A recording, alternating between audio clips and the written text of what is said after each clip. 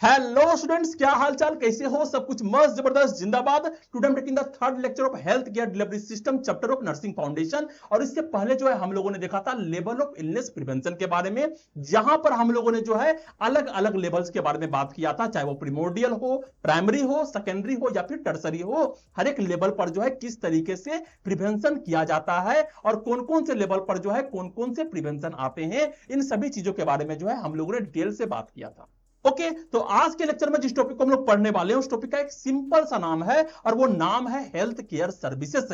Health care services, services का मतलब क्या होता है? वैसे प्रोसेस जिसके माध्यम से जो है हमारे नीड्स को पूरे किए जाए। तो हेल्थ केयर सर्विसेज का मतलब होता है वैसे हेल्थ केयर नीड्स जिसको जो है जो भी चीज पूरा करता हो, जो भी सिस्टम से पूरा करते हो, उसको बोलेंगे हेल्थ केयर सर्विसेज। ओके, तो हम लोग बिना समय को बर्बाद करते हुए जो है सबसे फर्स्ट स्लाइड में चलते हैं और यहां पर हम लोग सबसे फर्स्ट टॉपिक को देखेंगे और उस टॉपिक का नाम है introduction of health care services. अब यहां पर जो सबसे फर्स्ट लाइन है वो कह रहा है कि health care services are all the activities and systems. क्या कह रहा है यहां पे?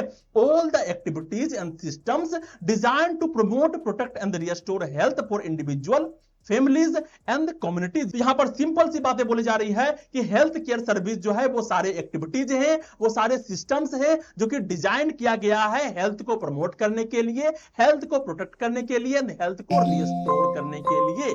ओके, तो हेल्थ को प्रमोट करने के लिए, हेल्थ को रिस्टोर करने के लिए एंड हेल्थ को प्रोटेक्ट करने के लिए जितने भी एक्टिविटीज, जितने भी सिस्टम्स को डिजाइन किए गए हैं वो सारे जो है हेल्थ केयर सर्विसेज में आते हैं।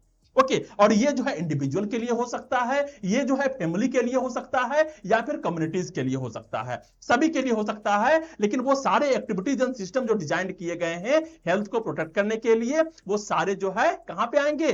हेल्थ केयर सर्विसेज में आएंगे। ओके, अब यहां पर जो नेक्स्ट आ रहा है वहां पे कह रहा है कि according to the WHO, WHO का मतलब होता है वर्ल्ड हेल्थ ऑर्गेनाइजेशन, इसके हिसाब से जो है एक ideal health care delivery system जो है कैसा होना चाहिए? कैसा होना चाहिए? यहां पर सबसे पहले कहा है सेफ होना चाहिए। सेफ का मतलब होता है protect patient from harm, patient को हार्म ना पहुंचे उसके लिए जो है वो पेशेंट को प्रोटेक्ट करें।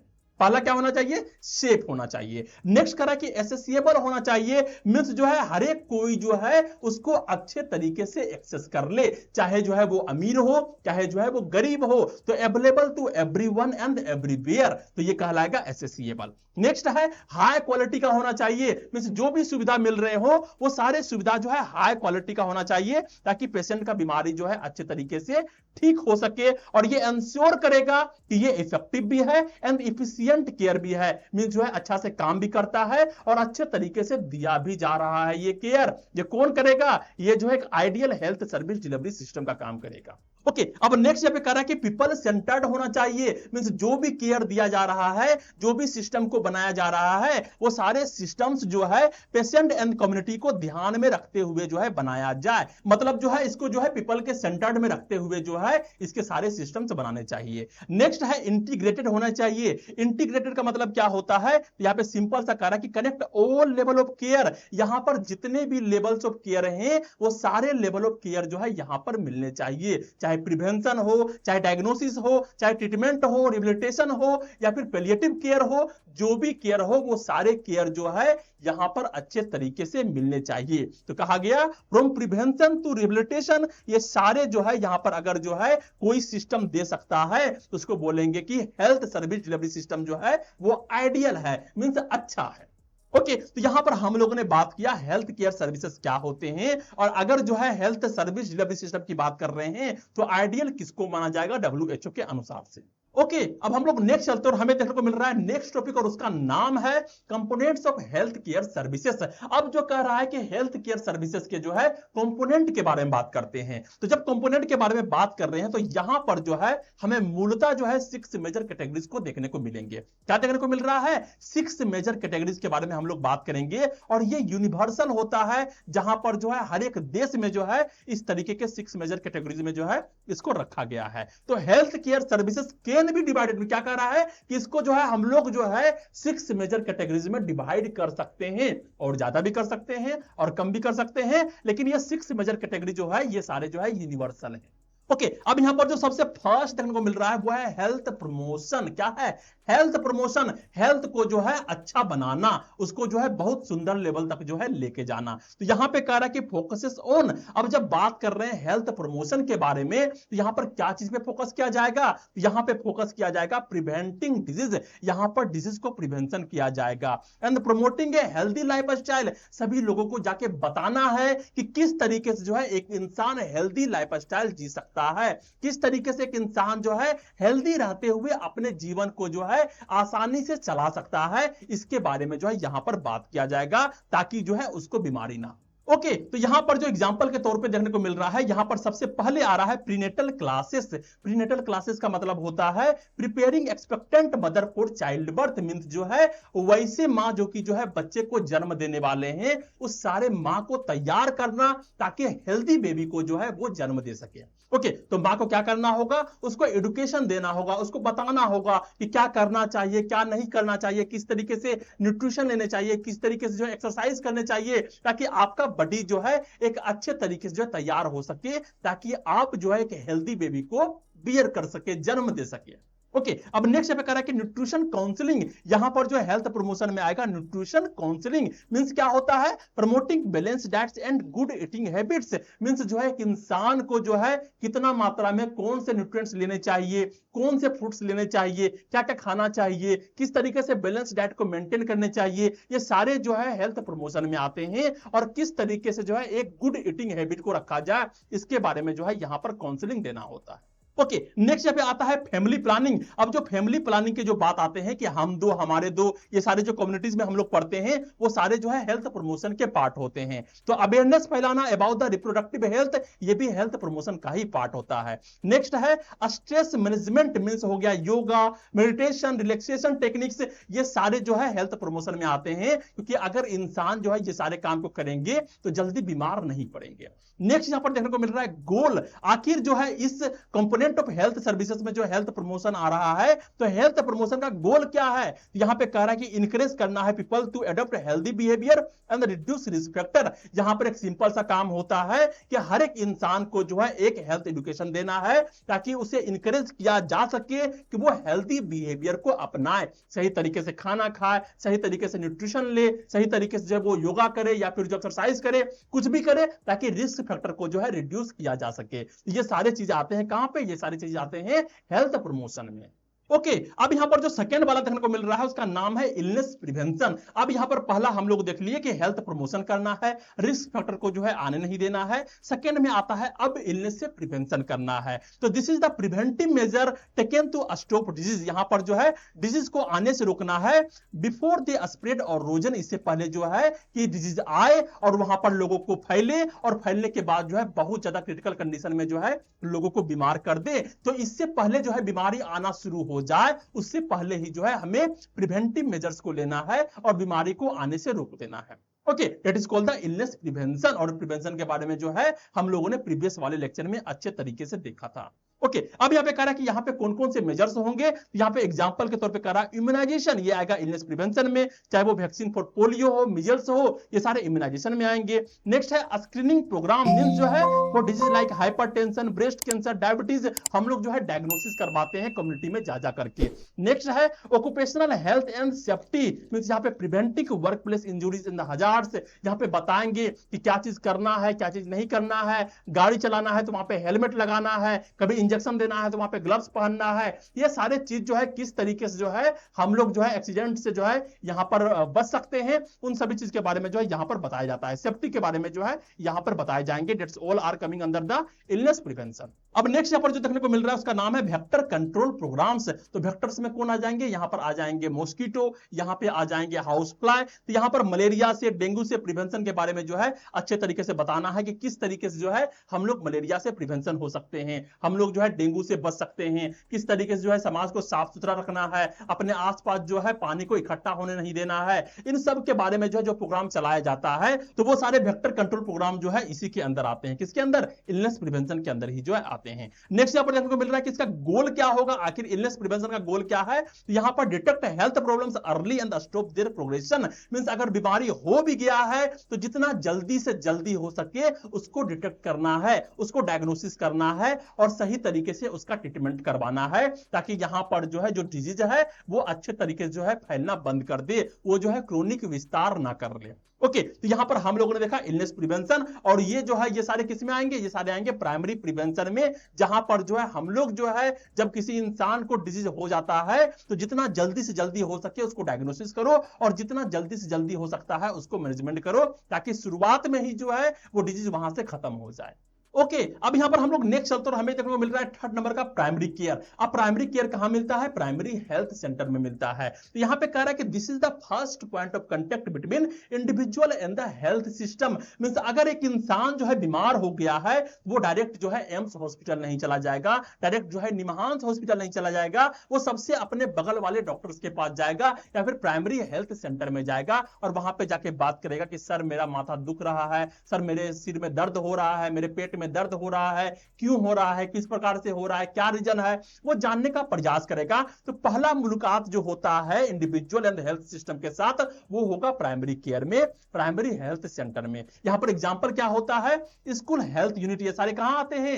ये प्राइमरी केयर में आते हैं। तो यहां पर बच्चे का जो है रेगुलर चेकअप होता है, फॉलो अप केयर, यहां पर जो है केयर के लिए जो है फिर से जाके डॉक्टर से मिलना, for chronic illness like diabetes, epilepsy, ये सारे जो है प्राइमरी केयर में जो है सही हो जाते हैं। नेक्स्ट है हेल्थ एजुकेशन देने का काम होता है, चाहे वो स्प्रेडिंग करना हो अवेयरनेस के बारे में about hygiene, diet and safe practice, ये सारे प्राइमरी केयर में आएंगे। रूटीन फिजिकल एग्जामिनेशन जो होता है जाकर के जो है जांच करवाना अपने ब्लड प्रेशर का, अपने शुगर का, ये सारे जो है कहां आएंगे? ये सारे आएंगे प्राइमरी केयर में। और इसका गोल होता है प्रोवाइड करना basic essential and continuous care, basic care, essential care and continuous care जो है प्रोवाइड करना जो है प्राइमरी केयर का काम होता है। और ये भी जो है एक तरीके के सर्विस है और एक कंपोनेंट्स है किसका? हेल्थ केयर सर्विसेज का। ओके, अब यहां पर जो नेक्स्ट देखने को मिल रहा है उसका नाम है डायग्नोसिस। अब डायग्नोसिस करेंगे, अगर इंसान को कोई बीमारी हो गया है तो सबसे पहले क्या करना होता है? हम लोग पहले जो है चेक करेंगे कि हाँ क्या क्या हो रहा है, उसके हिसाब से दवाई देंगे। फिर अगर कम नहीं हो रहा है तब जो है हम लोग डायग्नोसिस करेंगे, अच्छे तरीके से जानकारी लेंगे, वहां पे टेस्ट करवाएंगे और पता करेंगे कि आखिर इसको जो है मेनली रूप से क्या हुआ है। यहाँ पे फाइंडिंग आउट व्हाट्स रॉन्ग, यहाँ पर जो है हम लोग फाइंड करेंगे कि उसके अंदर जो है क्या गलत चल रहा है with a patient through a medical investigation. Medical investigation के माध्यम से जो है हम लोग पता करेंगे कि आखिर एक इंसान के बॉडी के अंदर जो है ऐसा क्या गलत चीजें हो रही है जिसके कारण जो है उसके अंदर जो है अलग अलग तरीके के सिम्टम्स देखने को मिल रहे हैं। ओके, तो पहला यहाँ पर एग्जांपल के तौर पे कह रहा है कि लेबोरेटरी इन्वेस्टिगेशन, चाहे वो ब्लड टेस्ट हो, यूरिन एनालिसिस हो, स्टूल टेस्ट हो, ये सारे लेबोरेटरी इन्वेस्टिगेशन में आएंगे। नेक्स्ट है रेडियोलॉजिकल प्रोसीजर, चाहे वो एक्सरे हो, सीटी स्कैन हो, एमआरआई हो, ये सारे जो है रेडियोलॉजिकल प्रोसीजर्स में आते हैं। फिर फिजिकल एग्जामिनेशन की बात करते हैं तो जनरल चेकअप करना, स्पेशलाइज्ड असेसमेंट करना, मींस अगर हो सकता है किसी को हर्निया हो वहां पर लेटा करके जो उसके पीछे देखा जाएगा, या फिर कोई पार्टिकुलर जो भी चीजें होती है वहां पर जो भी असेसमेंट हम लोग करते हैं वो सारे डायग्नोसिस में आते हैं। इसका गोल क्या होता है? तो गोल सिंपल सी होती है, identify disease accurately for proper treatment. हम लोग को जो है अगर अच्छे तरीके से पता नहीं चलेगा इस इंसान को कौन सी बीमारी हुआ है, कौन सा इन्फेक्शन हुआ है, तो हम लोग जो है उसका ट्रीटमेंट किस तरीके से कर पाएंगे। ओके, तो उसी को अच्छे तरीके से प्रॉपर तरीके से ट्रीटमेंट करने के लिए जो है सबसे पहला काम होता है डायग्नोसिस करवाना। अगर उसको जो है बैक्टीरियल इन्फेक्शन हुआ भी है तो कौन से बैक्टीरिया का इन्फेक्शन हुआ है, वायरल इन्फेक्शन हुआ है तो कौन से वायरस ने जो है उसको इन्फेक्शन किया है, उस सारे चीज के बारे में पहले पता लगाते हैं। उसके बाद जो है उस वायरस के हिसाब से जो है हम लोग एंटीवायरल जो है वहां पर जो है मेडिसिन देंगे और वो इंसान जो है ठीक हो जाएगा। ओके, तो that is the fourth number of component जिसका नाम है डायग्नोसिस। अब हम लोग नेक्स्ट चलते हैं और हमें देखने को मिल रहा है फिफ्थ नंबर का कंपोनेंट जिसका नाम है ट्रीटमेंट। अब तक जो है हम लोगों ने डायग्नोसिस करवा लिया और हम लोग को पता चल चुका है कि मेरे को जो है किस तरीके के बीमारी हुए हैं और किस वायरस किस बैक्टीरिया का इंफेक्शन हुआ है, अब पता चल चुका है। अब उसके हिसाब से जो है हमें यहाँ पर मैनेजमेंट करना है, अब यहाँ पर जो है ट्रीटमेंट देना होता है। तो फिफ्थ नंबर पे आएगा ट्रीटमेंट। और यहाँ पर once the disease is diagnosed, अब यहाँ पर डिजीज जो है डायग्नोस्ड हो चुका चुका है तो एप्रोप्रिएट ट्रीटमेंट इज प्रोवाइडेड। अब जो है यहां पर एप्रोप्रिएट ट्रीटमेंट जो है दिया जाएगा। अब एग्जांपल के तौर पे यहां पे कहा गया है, पहला क्या होगा, पहला होगा फार्माकोलॉजिकल थेरेपी, मींस यहां पर जो है मेडिसिन दिए जाएंगे, medicine for infection, medicine for chronic diseases. Next है सर्जिकल इंटरवेंशन, अगर मेडिसिन से काम नहीं चलेगा, सर्जरी करना होगा तो वहां पर सर्जिकल इंटरवेंशन जो है देने होंगे, चाहे वो एपेंडेक्टोमी हो या फिर हार्ट सर्जरी हो, ये सारे जो है इसी के अंदर में आएंगे, लंग सर्जरी हो, जो भी सर्जरी हो। नेक्स्ट है लेजर थेरेपीज, अगर जो है सर्जरी से भी काम नहीं चल रहा है तो वहां पर लेजर थेरेपी जो होते हैं, चाहे हो सकता है आई डिसऑर्डर्स हो, स्किन ट्रीटमेंट हो, कैंसर हो, तो वहां पर जो है लेजर थेरेपी जो है लिए जाते हैं। गोल क्या होता है, restore health and relieve suffering, means जो है एक इंसान को हेल्थ को जो है अच्छे तरीके से रिस्टोर करना, सही करना, और जो है जो चीज से वो सफर कर रहा है, जो भी पेन से वो सफर कर रहा है, उसको रिलीफ दिलवाना। ओके, तो ये सारे आते हैं ट्रीटमेंट में। अब यहां पर जो नेक्स्ट देखने को मिल रहा है वो है 6 नंबर का रिहेबिलिटेशन। अब यहां पर ट्रीटमेंट हो चुका है, लेकिन बहुत सारे ऐसे भी बीमारी होते हैं जो कि जो है सिर्फ ट्रीटमेंट करने से वो ठीक नहीं होता है, वो धीरे धीरे करके जो है वहां पर केयर देने के बाद जो है अपने आप को बॉडी जो है धीरे धीरे करके रिस्टोर करने का प्रयास करते हैं, चाहे वो मेंटल इलनेस के बारे में बात करें या फिर फिजिकल इलनेस के बारे में बात करें। यहां पर जो है इंडिविजुअल को जो है रिहेबिलिटेट किया जाता है, अलग अलग तरीके के थेरेपीज दिए जाते हैं। यहां पे कह रहा है helping individual recover and regain independence after a serious illness और इंजुरी, मींस अगर एक इंसान जो है वो जो है सीरियस इलनेस और इंजुरी से गुजर रहा था तो वो जो है रिकवर होने में या फिर जो उसको फिर से रिगेन करने में इंडिपेंडेंस, इसका मतलब क्या होता है कि एक इंसान जो है जब इलनेस से गुजर रहा होता है, क्रोनिक इलनेस से गुजर रहा होता है, वो पूरे तरीके से डिसेबल हो जाता है, वो कोई भी काम को अपने से नहीं कर पा रहा है, अपने डेली एक्टिविटीज को भी सही से नहीं कर पा रहा है, तो वो जो है इस तरीके से इंडिपेंडेंट हो जाए कि अपना काम जो है वो खुद से कर सके, तो उस लायक बनाने के लिए जो है उसे रिहेबिलिटेशन सेंटर में छोड़ा जाता है। ओके, तो यहां पर एग्जांपल के तौर पे कहा गया है कार्डिक रिहेबिलिटेशन प्रोग्राम। यहां पे क्या होता है, आफ्टर हार्ट अटैक और सर्जरी जो है यहां पर कार्डिक रिहेबिलिटेशन प्रोग्राम में रखा जाता है, जहां पर जो है लोगों को अलग अलग तरीके से जो है थेरेपीज दिए जाते हैं। नेक्स्ट यहां पे देखने को मिल रहा है मेंटल हेल्थ रिहेबिलिटेशन।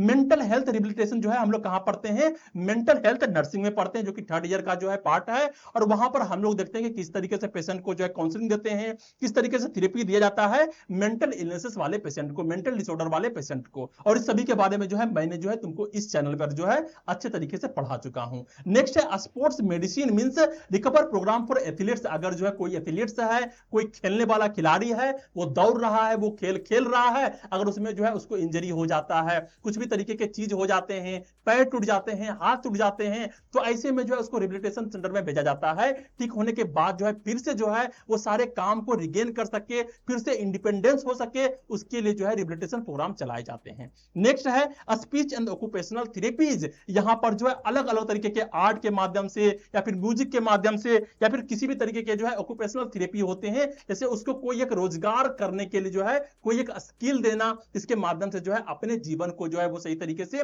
जी पाए। तो इस रिहेबिलिटेशन सेंटर में या फिर जो ऑक्यूपेशनल थेरेपी के माध्यम से जो है उसको बहुत तरीके के चीज जो है सिखाए जाते हैं, स्पीच सिखाए जाते हैं, किस तरीके से लोगों के साथ जो है कम्युनिकेशन करना है, ये चीज जो है उसको बताए जाते हैं। तो ये जो है after stroke and head injury के बाद जो है यहां पर जो है लोगों को थेरेपीज के तौर पे दिए जाते हैं। ओके, तो अब यहां पर इसका गोल क्या होता है, तो यहां पर सिंपल सी बातें बोली जा रही है कि improve the quality of life and prevent disability.